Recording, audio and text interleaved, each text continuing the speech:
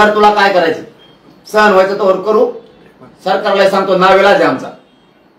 आधी आम्ही कोणाच्या अंगावर जाणार नाही. मराठ्याच्या अंगावर आले हे छगन भुजबळ जर लोक सोडले आम्ही सुद्धा रस्त्यावर उतरणार. चॅलेंज आहे सरकारला सगळ्या.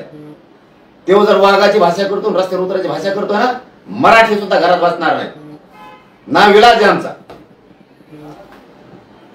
कोण कुणाला फसवतंय? तुम्ही याला सरकार म्हणताय तुमचा प्रश्न मार्गी लागू सदस्य त्यांना म्हणताय की ओबीसीतून धक्का लावू देणार नाही. नेमकं कोण कुणाला फसवतंय? संबंधच नाही. आणि उगा बडबड बडबड करते. ऐकून घेतलं म्हणजे काय माझ्या का लावायला लागले का तुम्ही? 5-50 जण जमलात म्हणजे काय तुम्ही काही समजायला लागलात ना का स्वतःला? मग आम्ही शांततेत बार ऐकून घेतो, 2-2 पावलं मागे सरकतो. उपोषणात बसत असतात का? शोभत काय छगन भुजबळला? आणि मला म्हणतात जातीवादी.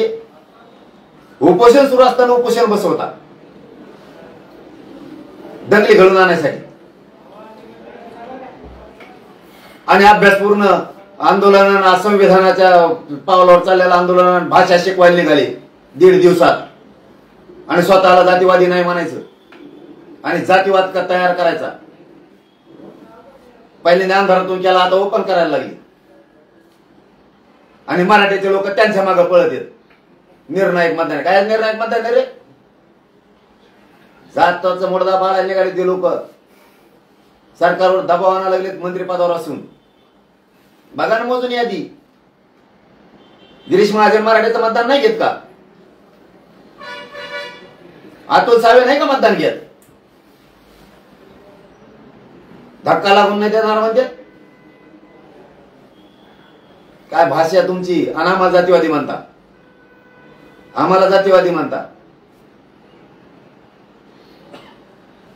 मुद्दा नाही पडून देत मराठ्यांचा. मी ऐकवर मराठी सगळे एकीकडून उभा राहा. जात संकटात सापलेली यांनी संविधानाच्या पदावर हे बसलेत.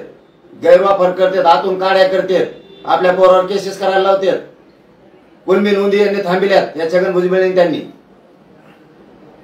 सरकारने सांगून सरकारने सुद्धा त्या थांबिल्यात. सगळ्या स्वारीचा अंमलबजावणी येऊन देणार. मराठ्यांचं हैदराबादचं गॅजेट आहे, सातारा संस्थांचं गॅजेट आहे, ब्रिटिश कालीन आहे.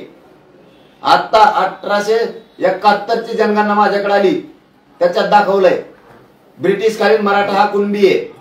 आत्ता रेकॉर्ड माझं, मी आत्ता मीडियाला दाखवतो. तरी देत नाही. तुमचे काय पुरावे आहेत रे? आताचे खाता फुकट. परत म्हणता बोलता. तुम्ही जरा संयमाची भाषा घ्या ना. मराठी मोठे हो त्या लेकर त्यांचे म्हणा ना. 50-12 ते कारखाने मोजिता घ्या. तुम्हाला ते कारखाने आम्हाला काय करायचे? तुमचेच आमदार, तुमचेच मंत्री, टाका पाडून त्यांना. काय करायचं आम्हाला? आमचे गोरगरिबाचे लेकर करोड मारायला लागले तिकडं. आणि त्याचा धमक्या नको देऊ. वाघ रस्त्यावर उतरले, कुठे डांबऱ्यावर उतरले, खाड्यात उतरले, ते नको शिकू मला.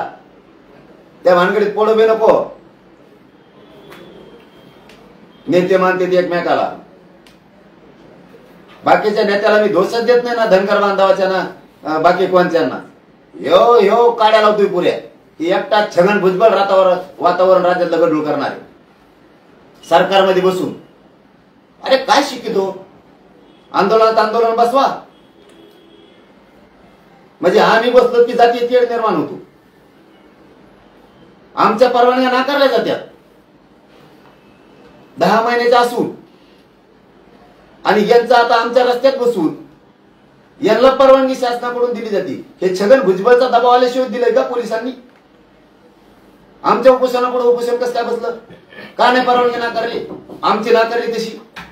आम्हाला ग्रामपंचायतच काय ठराव मागायला लागले. आम्हाला आसपासच्या गावचे कारणच काय द्यायला लागले. शाळा बंद पडल्या म्हणले. शाळा जायला पोराला रस्ता नाही राहिला ट्रॉफीमुळे.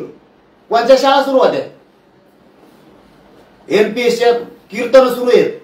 त्याच्यामुळे एमपीएससीच्या पोराला अभ्यास होत नाही. कोणते एमपीएससीचे पेपर होते? आता निकाल होता भाऊ.